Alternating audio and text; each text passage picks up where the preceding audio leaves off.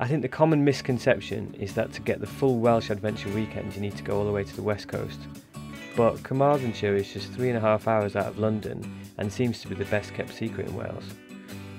First stop on our adventure weekend is Breckfast, a mountain biking trail centre built by Rowan Sorrell. I meet Rowan riding with his mate Andy and we hit the trails to see what all the fuss is about. Here in Breckfast we've been able to build the full range of trails, so we've been able to build from green, blue, red and black, so literally we can build for everyone here. So sort of like a ski resort, the same gradings as yeah. The lower grade trails, they're easier to ride, there's not so many features. So a black trail is going to be the highest level of difficulty and usually the longest trail as well. Right. But then the flip side is the green.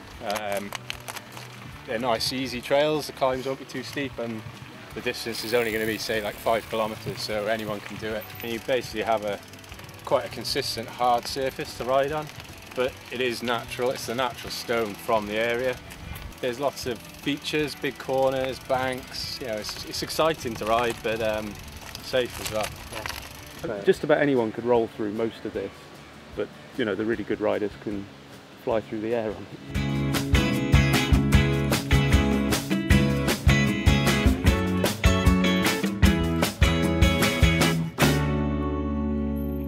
I finished the day with a hike up the nearby Carmarthenshire peak. It's 749 metres above sea level and has stunning views over the whole of Carmarthenshire. It's the perfect place to catch the sun setting over the Bristol Channel. From the top, I can see most of South Wales, from Cardiff all the way through to Tenby.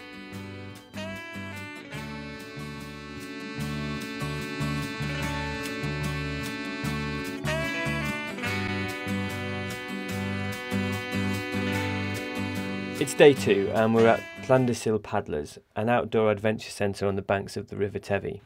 It's run by a former Welsh canoeing champ who's put together a Run the Rapids taster session, which apparently is the perfect way to experience whitewater kayaking. We're going to do a bit of kayaking today, so we're going to get you kitted up, get you some wetsuits, get you some wetsuit boots, get you some paddles and whatever, and then we'll get you a kayak and we'll get on the river and get going. Anybody of any level, any ability, can just come do a little bit of a session to work out how to go forwards, how to go backwards, how to turn, so we can get into safe spots. And then 3, 2, we just get on this. So this was like a Run the Rapids session, which is a taster of all the rapids we've got going on down the river, the movement of the water, the use of the boat and the paddle. And then you can build from this, so we can do longer trips on the river or shorter bits of the river. You can go from here all the way down to the sea as an overnight trip, so you'd go from here, you could stop, camp or just sleep out under the stars. If you give yourself 2 days from here to the sea, you won't be pushing it too hard. And it's like this all the way down, pretty much? Or it's as beautiful as this all the way down? For sure, yeah. It's as you get into gorgy bits, you open up into the countryside. In some bits you got fields and animals. Is it something that anybody can do, or? Yeah, definitely. I mean, in terms of Run the Rapids, we sort of keep that to over 10s, just for, you know. That's the taster session that we did. Yeah, that's right. That's the taster we did, the Run the Rapids session. I didn't think that to be able to go down these rapids, maybe on in a raft, but on my own in a kayak. You know you're always safe, you've always got someone with you know, even if it is me.